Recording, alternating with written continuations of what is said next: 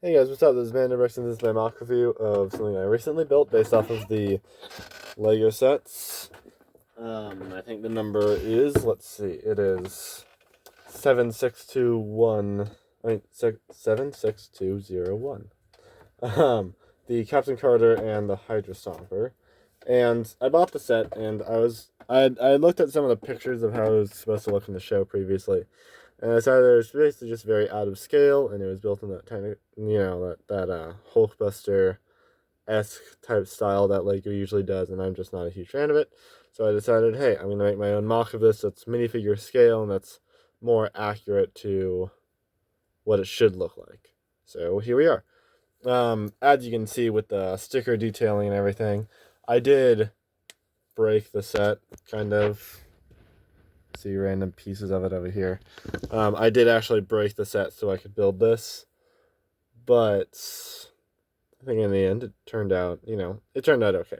It had a large supplement of my other pieces, and there were lots of it took a while to figure out all the little gimmicks and ways that I wanted it to work. If you're familiar with some of the other videos on the channel, you're probably eventually, just in the way that I built this, it's somewhat similar, not completely so. There are lots of different techniques, but in like the arms and the upper body and things, there are a lot of similarities to my Ironmonger mech suit. So if you want to go and see that video, you might be able to see kind of more of the building techniques, since this one is more kind of armored in and filled up with stuff. So I'll quickly show you the back, and then I'll go into the particulars of some of the movement and then how I built it. So first of all, this is the back, and this is kind of, a lot of these pieces, of course, were sourced from the original Lego sets, but it ended up scaling pretty well with this. I'll show this in the kind of function area later, but I do have this little handle there that Captain Carter can grab onto, kind of like that one scene that was shown in the trailer. If you're watching this after the show has already come out, this is being filmed on August 8th of 2021. If you're watching this after the show comes out, maybe you'll have more insight into what was going on. I have no idea what's going on in that area of it. I just have a basic idea of what the show is about. But yeah, so that's what's going on there. And now I'll just go into all of the functions, movements, and interior to the mock. And yes, this does have an interior. Okay, so now that I have my stand up, we'll go ahead and go into the details and everything of the mock. So, of course, you notice, first of all, the head is not the one that's in the set. That looks like this, but it's way too oversized, so I just went with this, which is at least fairly accurate to the shape and gets the idea across just fine.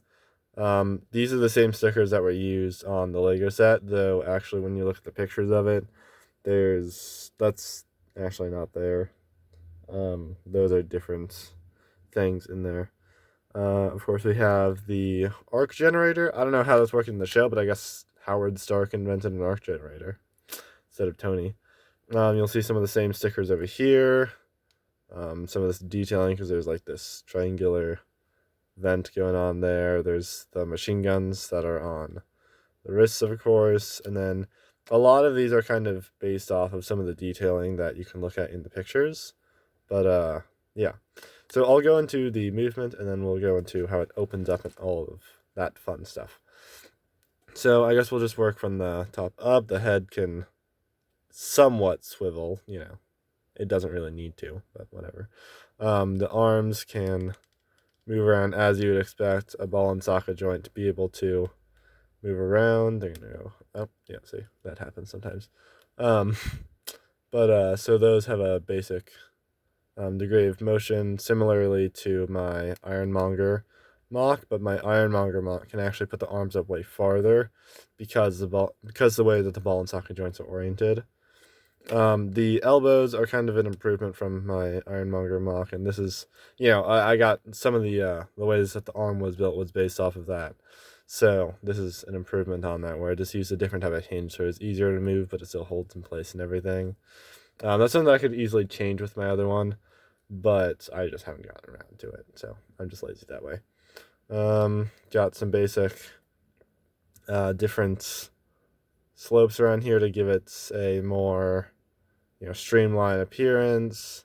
So some different curves and things that try to make that whole area up.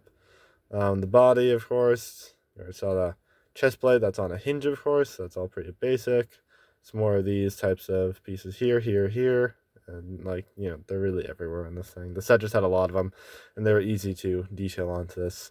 And then this kind of goes into a sloping shoulder area, and then that transitions into the back, and then this antenna, which is a rapier piece. There are some of those in the Monster Fighters series and stuff like that.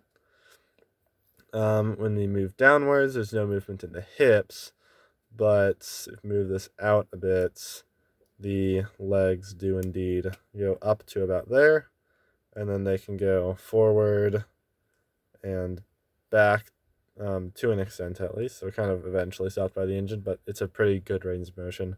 And then the knee joint can move a whole 90 degrees, so that's nice. And then the foot, there isn't really much to it. It's kind of just stuff built around to make it work. But technically, this can be moved. So, I mean, yeah. Not something that I'm ever really gonna pose, need to move when I'm posing it or anything, but I mean, it is there. So there is that. As far as the functionality, there isn't any stud shooters or anything. I suppose I could have added that over there, but I kind of just like the idea of having a more accurate one there.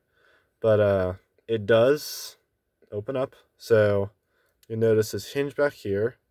And part of the reason that the body is kind of larger than I wanted it to be was so it could actually fit a minifigure inside. But if you open it up, similarly to how the actual set does, there is that Steve Rogers on the inside who can easily pop out.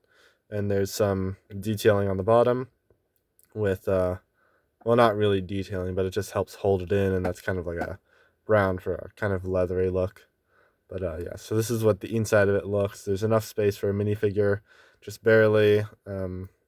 First, just saw it come out, but I'll try to put that back in. Sometimes it can be a bit fidgety because it is quite a confined space.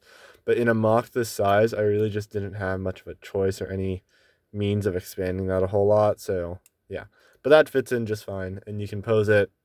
I have tested this, but you can pose it a lot of the ways that you can see it in the pictures and such. And then with the back, I mentioned that little latch earlier, and of course, if you just pose your minifigure correctly, you can put Captain Carter grabbing onto the back of it like that, and you can pose her that way along with the rest of it.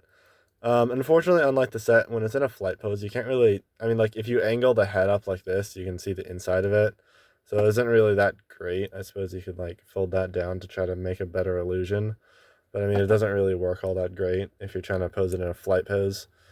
But this was kind of just the best way that I could figure out how to connect the head from the back section here. So yeah, that's all there really is to that.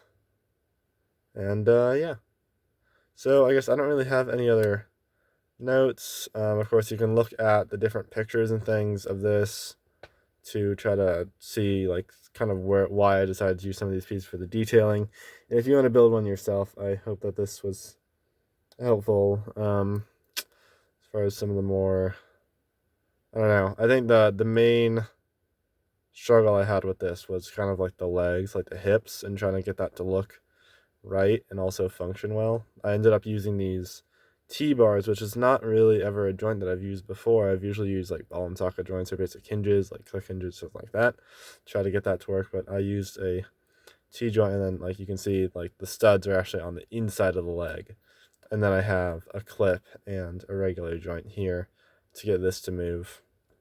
So there was kind of some odd little combinations of pieces like that. And yeah, that's really my only right there, I guess. As far as if you guys want to build any smaller mechs, I would always advise starting off with the upper body. I kind of have a basic formula as far as that goes. I usually start with these bricks to start at a base where you can put your minifigure, and then build outwards around their hands, and then that moves up to the arms. So there's usually studs facing this way, sideways. And the reason I didn't tile that off is because it kind of just gets very chunky. I didn't really like that, so I went with the gray look instead. But that's kind of my recommendation there, and that's kind of what I used when I did this as well. You can also see that, it's pieces that, put studs on the outside, and then you can build up to where you want to put your arm joints. And then as far as the rest of the areas, kind of the same thing with building, with the studs facing outwards on the back and on the front. In the front, I usually put a hinge piece, but I'm sure on future MOCs, maybe I won't do that if I want it to be just extra sturdy or something like that. But just the way that a lot of these ones kind of had to be built based on how they've appeared in movies and shows and things, that's kind of just what's best in these things. But if there is a MOC that doesn't open up that way, then you can make it more structurally stable. So yes, those are really my only notes there. Hope I didn't drone on too much about this. If you guys are trying to build one, I hope that this was helpful. I would wish you good luck in all of your building endeavors. I have too many.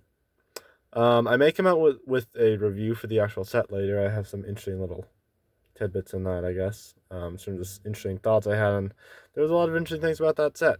So I might film that later. We'll see. I don't know. But in any case, I would wish you all a good day and happy building.